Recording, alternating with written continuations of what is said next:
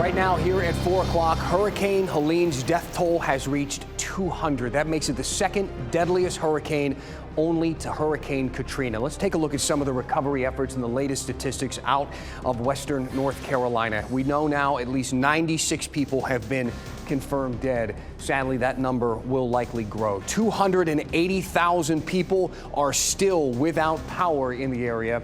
And FEMA has allocated now $6 million to be distributed to survivors, with more than 40,000 people applying for that disaster assistance as we continue to see more and more startling images coming in from the state. Thank you for joining us here at 4 o'clock. I'm Dan Haggerty. And I'm Ashley Rowe. During a visit to Boone today, Governor Cooper says there is progress being made. And I think that there is hope that 90% of the power could be back as early as tomorrow. The governor also says the state has 31 aircraft helping with search and rescue missions. FEMA has about 500 workers throughout western North Carolina to help with assistance. As many as 1,000 active duty soldiers from Fort Liberty are ready to deploy to help with the relief effort. They're just waiting now on some FEMA and NC and North Carolina to provide their Title 10 orders.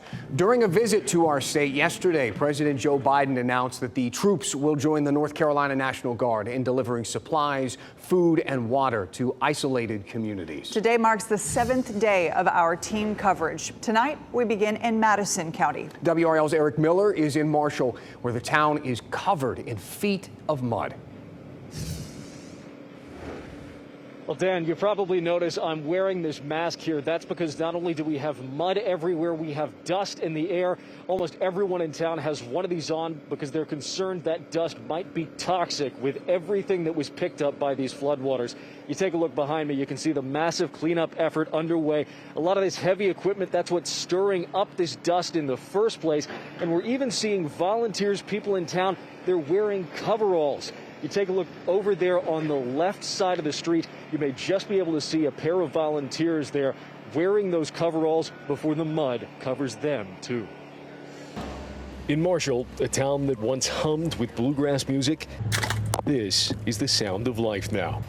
So we've been shoveling pretty much solid since Sunday. Becca Phillips and her family digging out their second home, one shovelful at a time. All of the furniture is destroyed. It's all piled outside.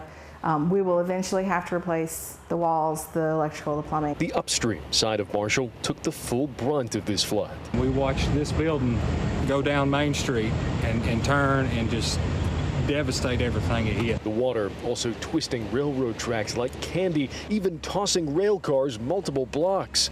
But mostly, it's the mud.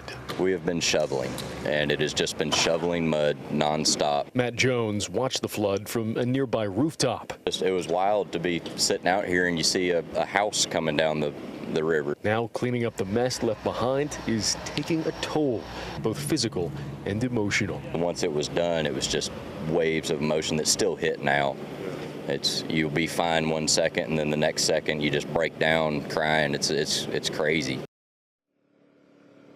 And we have seen so much of that today from so many of these people in this town who've lived there their entire lives, trying to be strong, and then that emotion hits, they well up with tears, they have to step away and take some time to collect themselves.